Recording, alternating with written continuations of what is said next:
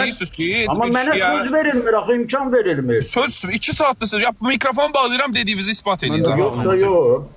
Canlı sahibi deyil, canlı sahibi icazə verdi. Çevikdir ki, hə, buyurun. Buyurun, danışın. Şia hədisləri təxric olunmayıb sözünə əsas gətirin də, buyurun. Baxın da, bax. Məsələn, 4 dənə kitabımız var.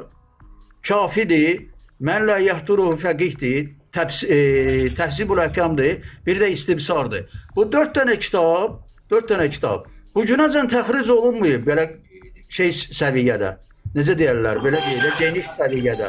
Hədislər bəyan olunmayıb ki, bu hədis səhihdir. Zaten siz şiyəsinizsə, siz məsələn çətinlik çəkmirsiniz ki, siz əməl etdiyiniz hədislərin səhihliyini və ya zəifliyini bilmirsiniz.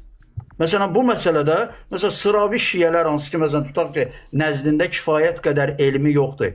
Onlar, məsələn, bütün rəvayətləri qəbul etmək zorundadılar. Niyə görə? Çünki bəyan olunmayıb ki, bu hədis səhihdir və ya bu hədis zəifdir. Çünki hədislərin, rəvayət olunan hədislərin səhih olanları var, həsən olanları var, zəif olanları və uydurma olanları var. Məsələ budur.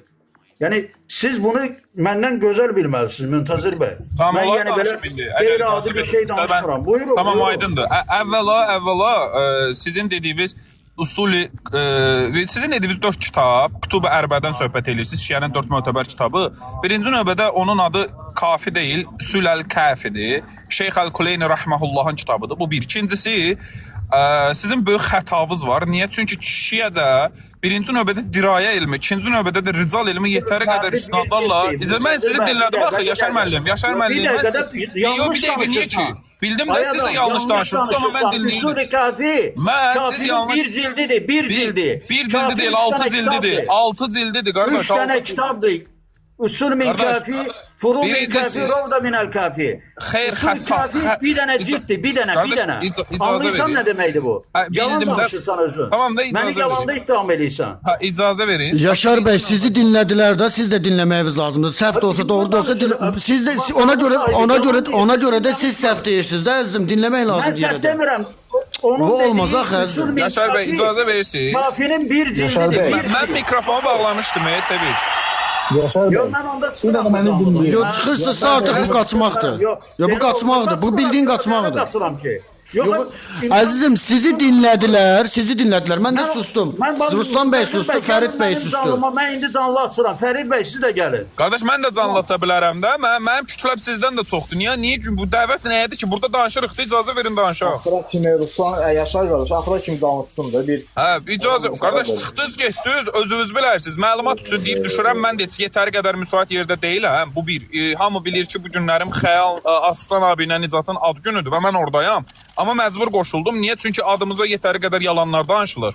Birinci növbədə təxric olma nə deməkdir? Təxric olma bir hədis üzərində aparılan tədqiqatın həqiqətini, yəni onun səhihliyini ortaya çıxarıb çıxarmamaq üzərində aparılan bir şeydir. Bunu da istinadı olur rical və dirayə elmi ilə. Hansı ki Şiədə 136-dan çox rical elminə aid kitab var. Bunu ən primitiv bir insan girib Google-a yazsa çıxacaq. Ən qədim alimlərimizdən belə bizim dəhşətli dərəcədə çox saylı rical kitablarımız var ki, məqsəd burada nədir? Hədis və hədisi rəql edən raviləri araşdırmaqdır. Bu bir. Bu yetəri qədər hədisləri təxric edir. İkinci növbədə bizə istinad olunan hansı ki adamın adını çəkdiyi Kütub-i Ərbədən istinad qırağı qoyuram. Adamların özündə Kütub-i Siddə deyə 6 dənə istinadlı kitab var. Hansı ki bunun ikisini əsas götürürlər ki, Sahih Müslim və Sahih Buxari. Geri qalanlarının içində yetəri qədər tonla zəif və hətta hədisi nəql edən ravilərin içində məshul olan yüzlərlə sənədlər var. Adamlara istinadlar gətirdikdə dəfələrlə inkar ediblər. Yəni bizə bu günlərim çıxıb burada bir ateist efirində Şiə haqqında bu cür iradlar bildirmək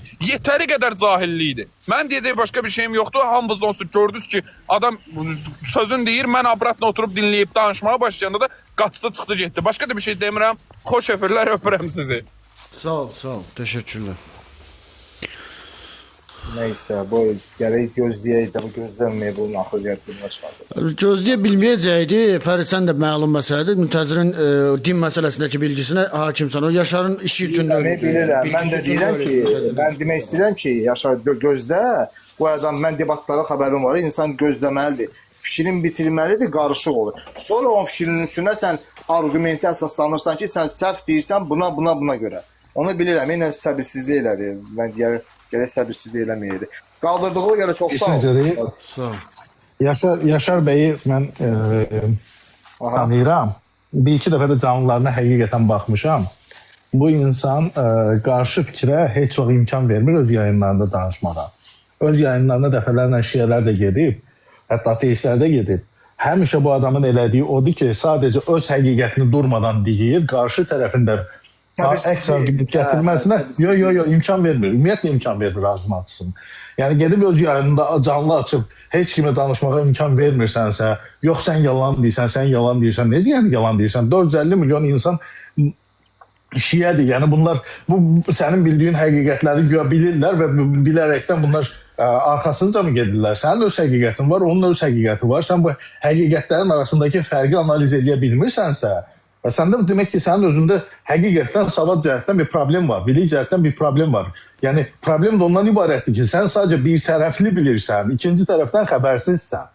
Ya onun canlılarına gəliblər, sübut eləyə bilmirblər. Söhbət ondan gelmir. Sadəcə yox, onun canlılarına gəlir, imkan vermir danışmağa. Mən də bilirəm. Olur elə şey. Amma ki